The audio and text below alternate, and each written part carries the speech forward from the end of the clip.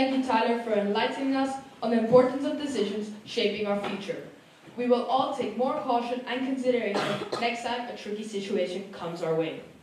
Can we have one more thank you for Tyler, please?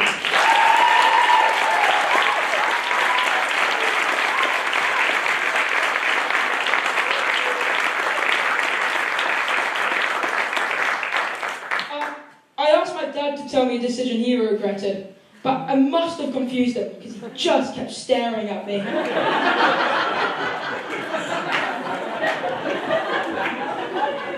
Now, next up on the speaker list is Mr. Bennet. And he's going to be talking about the Chain reaction of events in Macbeth. No, not that. How the butterfly effect is stated in all literature around the world. No, not that either. He's going to be talking about the how one economy is affected by. Can you just let me finish? Let's just say he took the theme chain reactions quite literally. Let's invite Mr. Bennet to the stage, who's going to be talking about bike chains.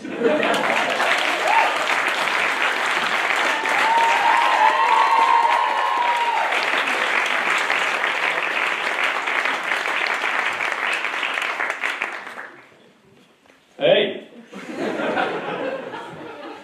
I never did that before. Shall I do a stunt?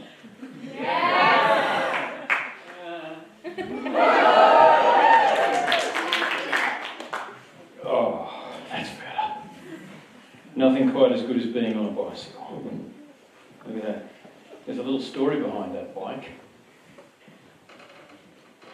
Some of you might not know, but the school had a fleet of these bicycles when the school was first started. I think we had about 10 of them, and they've all gone in various ways and places, but that's one of the last remaining ones. So that's a little piece of St Kilgan history. All right, thank you for inviting me to speak tonight. I'm going to speak about chains. Why not? Okay. Whoever's near you, I'd like you to put your arm out like this, okay? Reach across to the person next to you, put your arm out, and hook your arm, okay, around their arm, yes? Alright, so there's going to be you, and then them, and then the other person, right? You've got it? You're all looped up. You've created a chain. Okay, now tonight, what I speak to you about is all about breaking the chain, but also realising how strong you can be if you are part of the chain. Alright, so keep that in mind. It's about challenging convention. You can. I notice Mr. Flint is determinedly like this at the back. No one gets near me. Right. Okay. Let's think back to the very earliest thing we ever did as a little child on wheels. We probably had something a bit like that. A velocipede. Actually, this is about like 250 years old, this stuff. Not comfortable. What do you notice that it doesn't have? A chain. Oh, hey, you've done the homework. No pedals, no chain. Okay, so what would make it more efficient? Pedals, but directly mounted onto the front wheel. Oh dear, uncomfortable, dangerous. Okay, so what's the next logical thing you do? You put on a three-piece suit, and you look old-fashioned, and you build a tricycle. Look very carefully at the man on the right. What do you think he's got? Yeah. He's got a fob watch with a chain on it, because he's that kind of guy. All right, so now we've moved on to the era of chains, of pedals, of old-fashioned looking men with fob watch chains. We've made progress. We're not quite where Sam took you to Vienna, but we've made progress. What comes next? We want speed. We want to move further, forward, faster. We need to vary and control. We probably need something like a 3-speed internal hub, which is almost exactly the same as you can buy from any old bike shop today. When was this built? 1902. This is a patent diagram from 1902. Shall I move the bike, Mr. Fitzgerald? No, okay. We work as a team.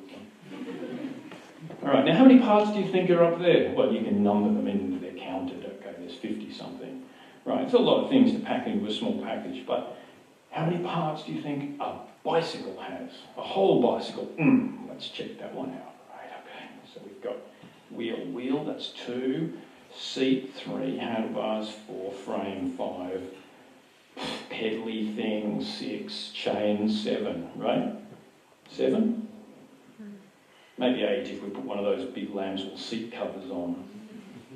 All right. Maybe there's a few more than that. But that's a pretty simple bike, and not everything is included. In fact, how do I get the laser to work? Can everyone see number 46? It's like they forgot to draw the rest of it. Where's the chain? Aha. Now I'd ask you to think about how many individual parts are in a chain. The chain we recognise as a component, not a single part. The parts make up the component. What do you think? Guess. Just to give you an idea, a standard chain has approximately 112 links. Links. Guesses? Call them out. 300. Who was that brave person? 300. Good start. What am I bidding? 300. 350. Going once. Come on. 350. Do I have 400? I see 400. 450 at the back there. Yes, thank you, sir. 400 going 4. 400 going 1. 500. We have a 500. Start late bidder but strong. 500. We have 500. Am I seeing anything beyond 500 here? 7. Thank you, sir. This is going very well. Actually, sold to the 700. Actually, you overpaid. We're dealing with about 600 and a bit. Okay. How? How can there be that many parts in that one thing? Because the thing is made of so many little things. Right. Yeah, okay. I get that. We have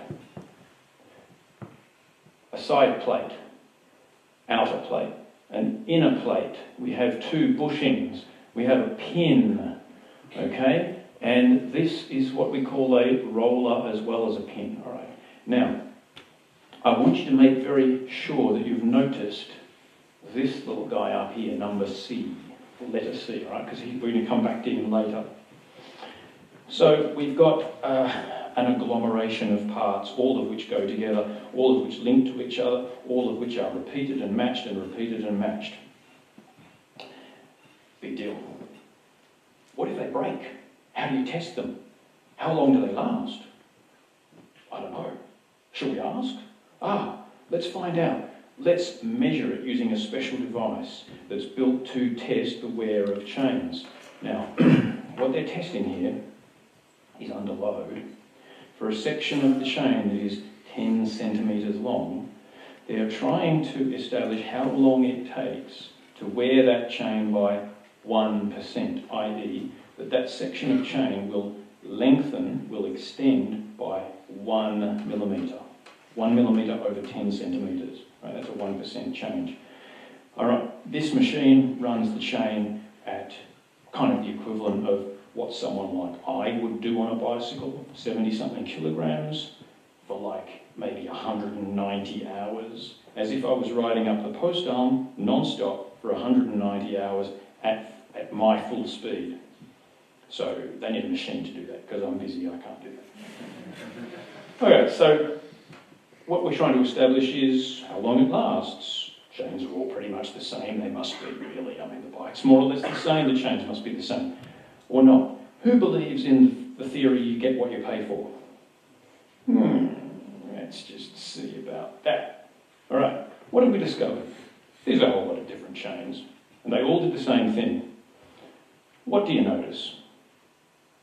Over a length of time, the chains wore at different rates, some more quickly than others. Obviously, on the right-hand side, the far right, our blue guy up here. Did anyone notice the previous slide, the name on the machine? The name on the machine? I think it was Connex. I think I noticed something there. I think it was Connex. And funnily enough, the Connex chain comes out on top, and not just a little bit on top.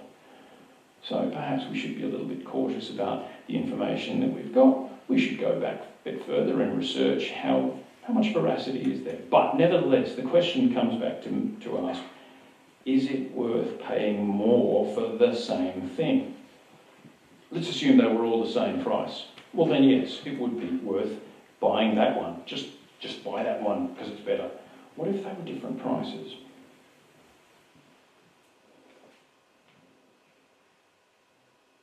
Which one comes out on top?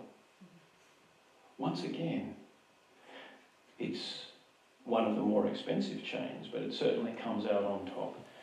I'm afraid the bicycle's in the way. You can't see, but number 13, the most expensive chain in the test, $76, was actually the worst in terms of wear rate. Ooh. So now next time you think you get what you pay for, think again. So, you get what you pay for? Do you always get what you pay for? Oh, sorry. Chrissy, I told you to take that one out. Oh, Mr. Disney, he's been asking me to go shopping for bikes, right? So I found this one. It's a gold-plated bike. I don't know, everybody likes a bit of bling. Gold-plated. Except for the tyres, I mean, they're going to stick on the road. £400,000. Probably a little bit out of my price range. But it's also defeating the purpose of what a bicycle represents, isn't it? The egalitarian, the autonomous, the zero waste idea of riding somewhere and producing nothing more than, yes, I agree, a little bit of CO2. We have to breathe, don't we? So this idea of the bike being something for everyone, the chain on the bike represents movement for everyone, movement and freedom. This man, Gino Bartali, a famous Italian cyclist, represents that in a very interesting way. He won the Tour de France before the Second World War. He won the Giro d'Italia, another 3-week Grand Tour before the war. During the war, under Mussolini, he was a sporting hero, a huge sporting hero for the fascist state of Italy. And because of that, he was excused from active duty, but he was allowed to ride around and train because they wanted to keep him in good shape for the next time when the races were going to start again. And what did he do? He delivered documents to allow probably about 800 Jews to be able to flee parts of Italy where they would otherwise have been incarcerated or worse. He hid the documents inside the frame tubing of the bike, inside the handlebars, and even inside his jersey. And of course, because every border checkpoint that he went through, they said, oh, well, you're Bartali, you're the famous guy, we'll let you through. Probably, slap him on the back and off you go, give him some sausage and some beer as he went. So here's a man using the bicycle for probably, not to underestimate the forces of good, the idea of freedom, the idea of access, movement, and equality, egalitarianism. All right, so he was breaking some rules, probably. How do you break a chain? You use a chain breaker. This is the screw that you wind down to push one pin out of the chain. That's the little pin that we looked at before. That's how it gets pushed through the chain. So somebody thinks along the lines, right, this is a bit messy and fiddly and it's hard to do it. I've done it. It isn't that easy. There must be a better way. Can we break this chain of conventional thinking? Can we break this assumption that it's just the way it is? It's always been like that. I mean, how else are you going to join a chain? Well, maybe like that. Yeah. So this design was brought onto the market about 10, 15 years ago. And I have to say, it's very effective, very simple, and it uses no tools, well, kind of a special tool, but you can do it with a fishing wire or a cable, and you pull the two sides together, bingo, you can take the chain off to clean it, to replace it, and it's a great design, very simple, and that's the other point, simple things are good. Now, Simple things are good. Not simple. Probably not good either. So, is there another solution to the idea of a chain that wears? Well, yeah, you could make it out of rubber. And this is a new design that's been on the market for about the last 10 years. A Gates belt drive bicycle. You can buy them. They're clean, they're efficient, they're quiet. They do things differently than bikes like this, but they work in another way too. So, efficiency.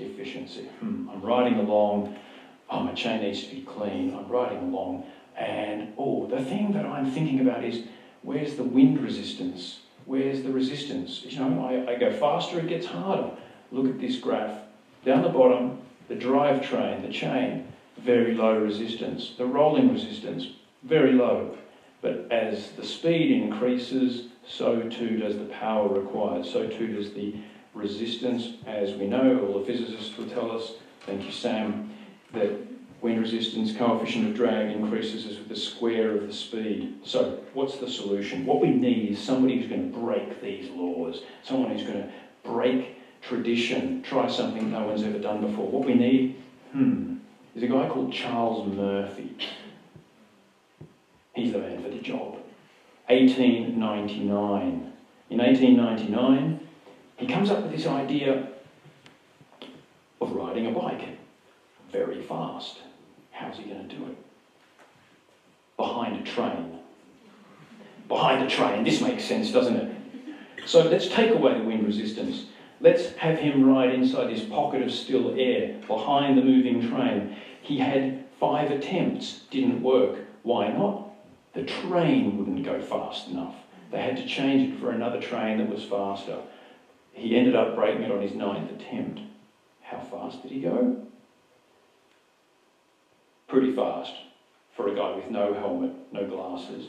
He rode at 100 kilometres an hour, 60 miles an hour behind this train in 1899.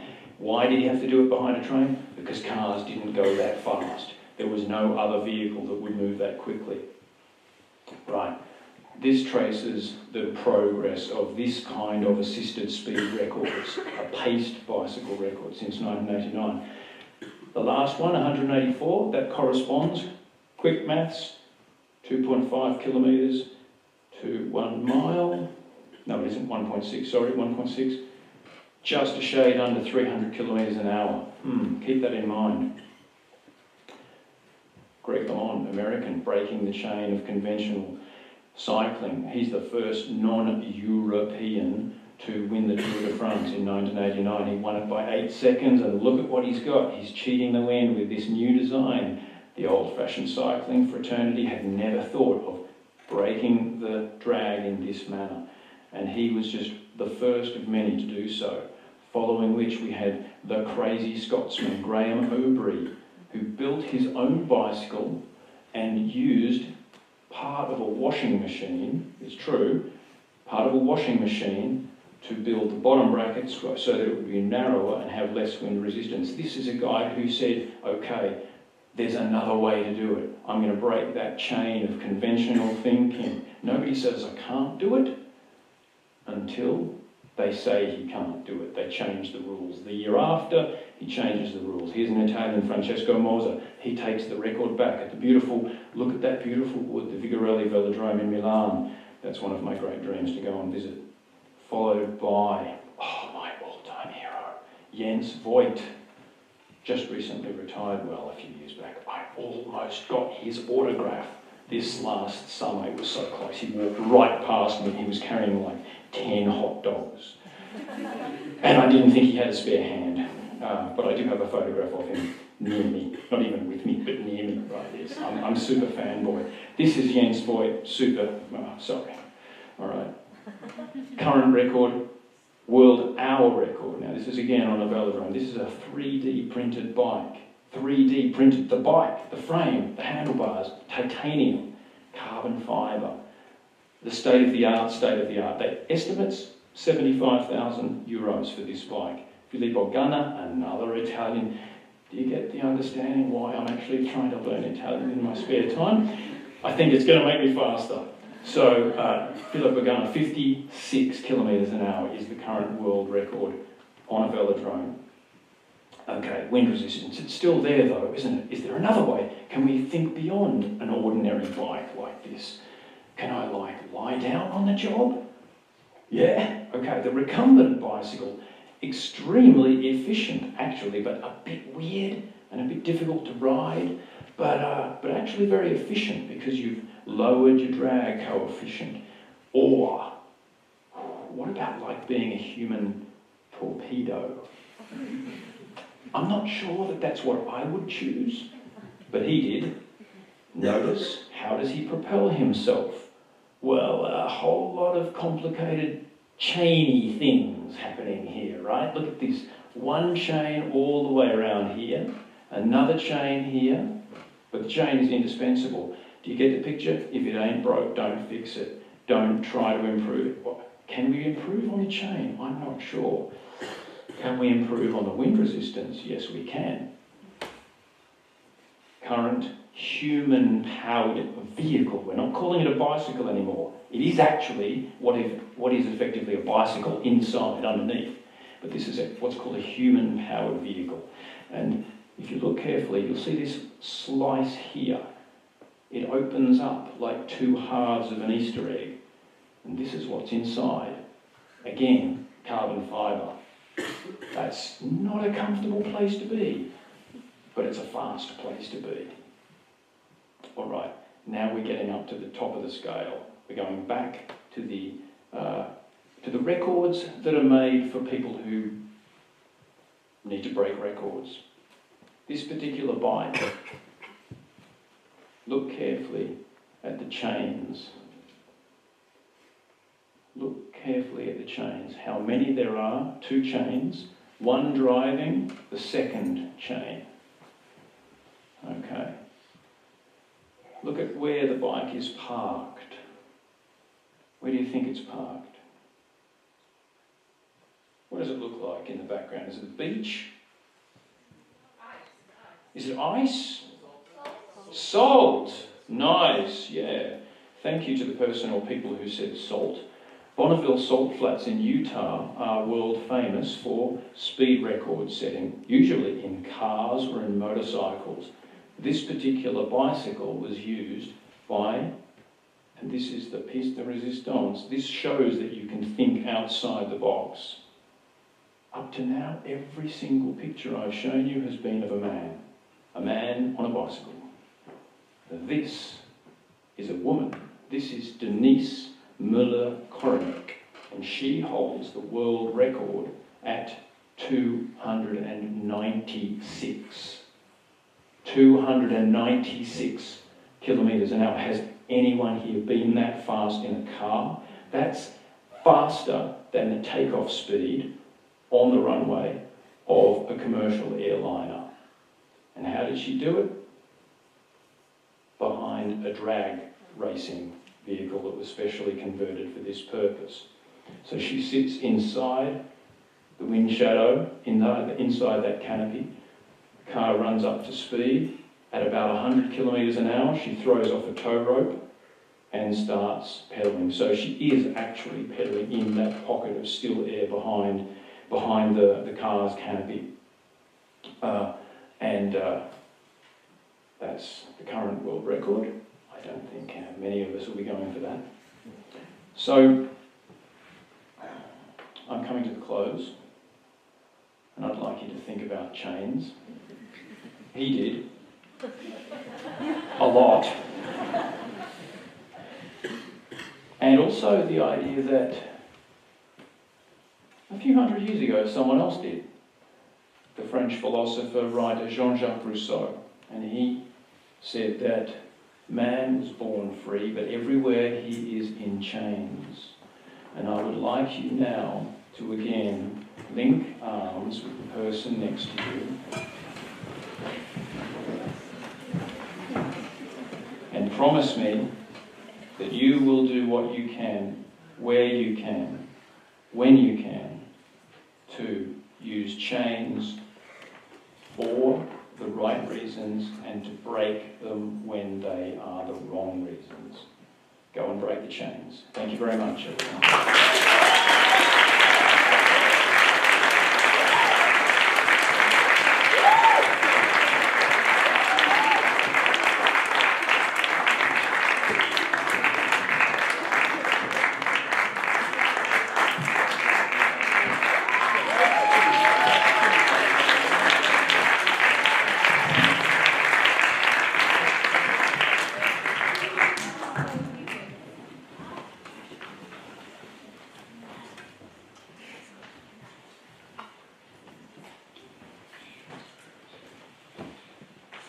think we're going to have to thank Mr. Bennet one more time for that speech about bike chains.